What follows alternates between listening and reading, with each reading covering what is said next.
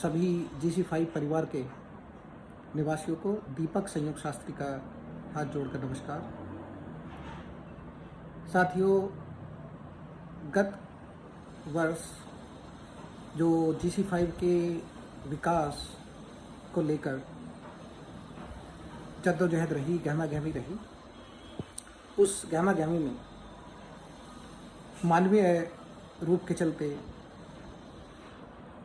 कभी न कभी मुझसे जाने अनजाने कुछ ऐसे शब्द निकल गए होंगे जो कई लोगों को, आप में से सभी को कहीं अच्छे नहीं लगे होंगे। उसके लिए मुझे बहुत खेद है।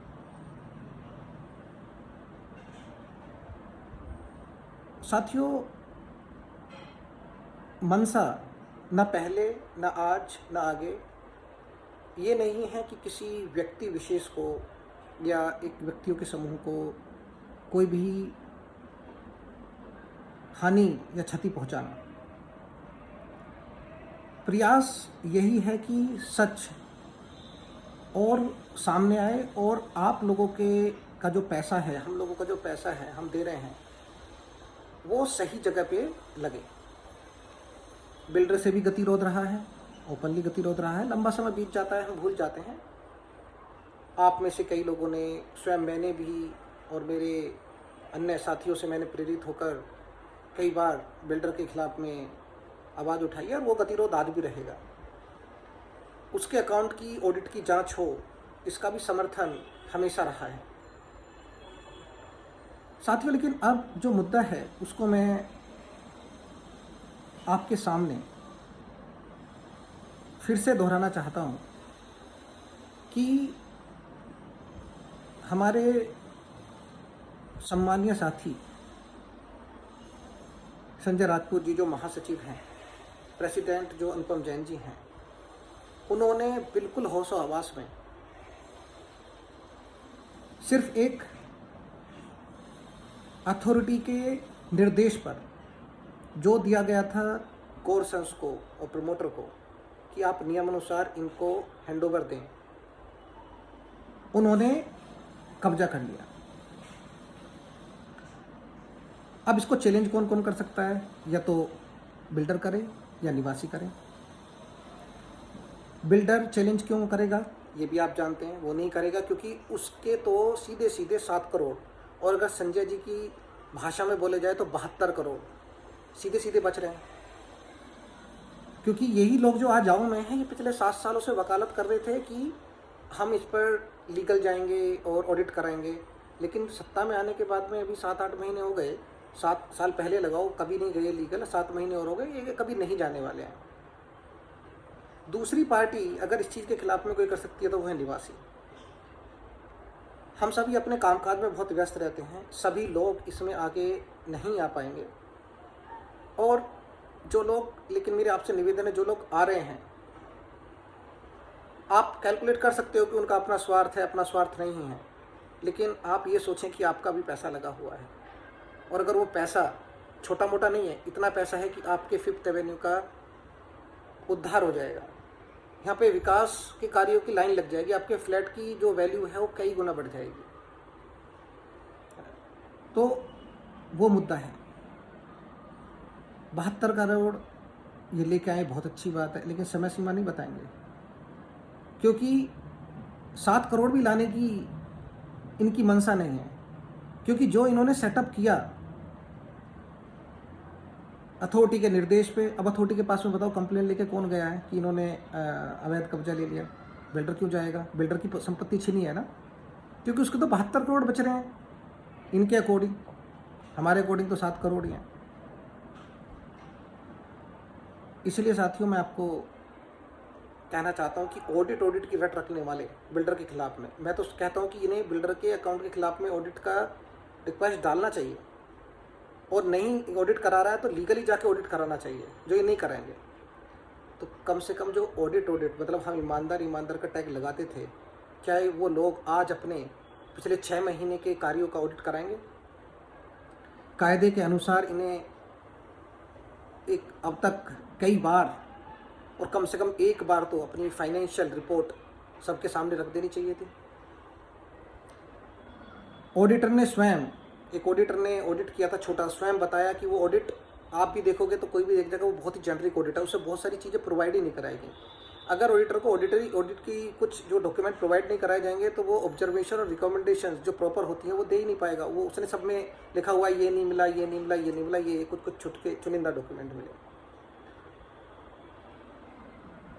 मैं आप लोगों के माध्यम से माननीय सचिव साहब और माननीय हमारे अध्यक्ष जी को कहना चाहूँगा, इनफैक्ट चुनौती देना चाहूँगा कि इन्होंने हैंडओवर से लेके अब तक बार बार फ्रॉड किया है, हर चीज़ में फ्रॉड किया है। हैंडओवर में लेने के लिए 7 करोड़ हमारे दाव पे लगा दिए, उनके बदले में इनफैक्ट मैं कहूँगा कि वो यहाँ से छोड़ के गया और कंप्लेंट भी नहीं की।